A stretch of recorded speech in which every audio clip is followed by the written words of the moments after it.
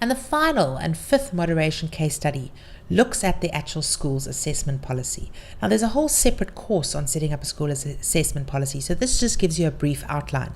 So if you're interested in this, please have a look on the site and see whether you can go and make time to do the school assessment policy workshop. So in this particular case, this is an extract from the school's assessment policy.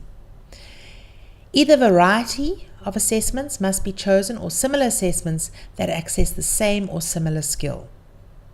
Inexperienced teachers' judgments should be sampled at least once per term. All other teachers' judgments should be sampled over a 2-year cycle.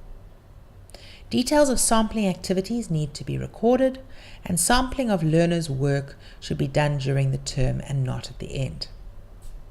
Now, an assessment policy should be clear, practical, and manageable, and provide opportunities for feedback and improvement. When you write your assessment policy, make it practical. Don't try and use words that people aren't going to understand. At the end of the day, it must be a usable document that people can refer to all the time. The next aspect is the moderation process should take place on a continuous basis in order to evaluate the quality of teaching and learning taking place.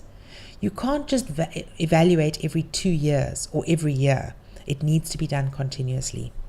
And then most importantly, there needs to be the evidence of the moderation process and feedback that has been provided. So whether it's documented, whether the minutes of the meetings are recorded, all of those aspects need to be in place. So go back and have a look at your school's assessment policy, and particularly look at the aspect that relates to the moderation process.